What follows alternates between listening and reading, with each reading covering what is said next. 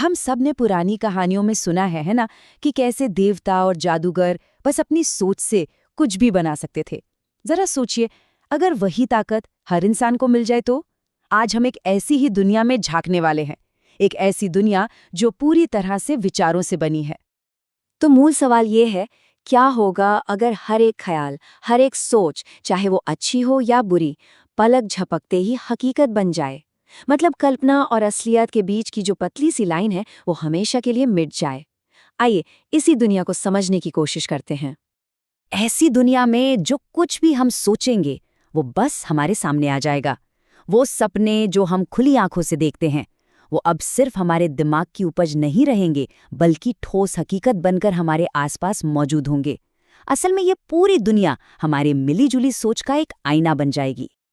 तो चलिए सबसे पहले इस शक्ति के खूबसूरत पहलू को देखते हैं, इसके सुनहरे सपने को। जब सोच से कुछ भी बनाना मुमकिन हो तो इंसानियत के लिए पॉसिबिलिटीज यानी संभावनाओं के दरवाजे खुल जाते हैं। अच्छा, तो इस नई दुनिया का विज्ञान कैसे काम करेगा? इसे आप यूं समझिए कि हमारा दिमाग एक तरह का कॉस्मिक 3D प्रिंटर बन गया है।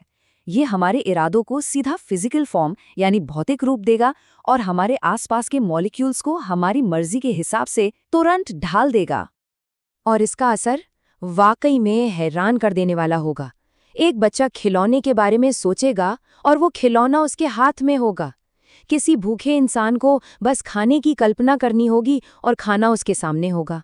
आर्टिस्ट और आर्किटेक्ट अपनी सबसे बड़ी, सबसे अनोखी कल्पनाओं को पलक झपकते ही हकीकत बना देंगे। ये तो सचमुच में क्रिएटिविटी का स्वर्ग होगा। लेकिन जैसा कहते हैं, हर सिक्के के दो पहलू होते हैं। हर सपने की एक परछाई होती है। अब देखते हैं कि जब यही गजब की ताकत एक भयानक दुस्वप्न, एक नाइटमेयर में बदल जाती है तो क्या होता है। और यहीं से असली मुश्किल शुरू होती है, क्योंकि अगर हर सोच हकीकत बनती है तो हमारे अनचाहे ख्याल, हमारे गहरे डर और हमारे बुरे सपने भी तो हकीकत बन जाएंगे। जरा सोचिए, सड़कों पर हमारे डरों से बने राक्षस घूम रहे हैं। दुनिया हमारी कल्पना के कचरे से भर गई है। अब ऐसी दुनिया में जिंदा रहने के लिए इंसानी समाज को खुद को पूरी तरह बदलना होगा। सभ्यता का हर नियम, हर एक पिलर उसे नए सिरे से बनाना ही होगा। समाज का पूरा ढांचा ही बदल जाएगा। अर्थव्यवस्था में अब दौलत पैसे से नहीं, बल्कि मेंटल स्ट्रेंथ यानी मानसिक शक्ति से मापी जाएगी। कानून का काम विचार अपराधियों को रोकना होगा, क्योंकि गुस्से में आया एक बुरा खलाल भी किसी की जान ले सकता है। और शिक्षा का तो बस एक ही मकसद होगा, मन को डिसिप्लिन में रखना, उसे अनुशासित करना। इस दुनिया की सबसे बड़ी ताकत, सबसे बड़ा हथियार होगा मानसिक अनुशासन। अपने विचारों पर काबू पाने की कला ही सबसे जरूरी स्किल बन जाएगी। ध्यान, मेडिटेशन, कंसंट्रेशन, ये सब अब सिर्फ आध्यात्मिक चीजें नहीं रहेंगी, बल्कि जिंदा रहने की बुनियादी जरूरतें बन जाएंगी।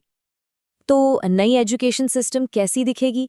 स्कूलों में जिंदा रहने का एक नया करिकुलम पढ़ाया जाएगा। पहला सबक, फोकस करने में महारत हासिल करना। दूसरा, अपनी हर भावना, हर इमोशन पर काबू रखना। और तीसरा, मन में विचारों की पूरी क्लैरिटी लाना, क्योंकि जिसका मन भटकता है वो अब सिर्फ अपना नहीं, बल्कि दूसरों का भी दुश्मन है। ये शक्ति सिर्फ बाहर की दुनिया को नहीं बदलेगी, ये हमारे अंदर की दुनिया को भी पूरी तरह से झकझोर कर रख देगी। ये हमारे अस्तित्व और आध्यात्मिकता पर वो गहरे सवाल खड़े करेगी, जहां हमारी भीतरी और बाहरी दुनिया एक दूसरे से टकराएगी। और यहाँ इंसान दो हिस्सों में बंट जाएगा। एक तरफ कुछ लोग इसे दिव्यता का सबूत मानेंगे कि इंसान में भी ईश्वर का अंश है, क्योंकि वो रचना कर सकता है। वहीं दूसरी तरफ कुछ लोग ये तर्क देंगे कि अगर कुछ भी बनाया जा सकता है तो फिर किसी भी चीज की क्या कीमत है? क्या ये पूरी हकीकत ही बेमतलब नहीं है? तो आखिर में ये थॉट एक्सपेरिमेंट हमें सिखाता क्या है? शायद ये हमें शक्ति और संयम के बारे में एक बहुत गहरा सबक देता है। ये हमें सीमाओं का, लिमिट्स का महत्व समझाता है। ये एक लाइन शायद इस पूरी कहानी का सार है। हमारा मन सिर्फ हमारा प्राइवेट स्पेस नहीं है। ऐसी हकीकत में ये एक पब्लिक इंजन बन जाता है जो हर किसी की दुनिया को आकार देता है।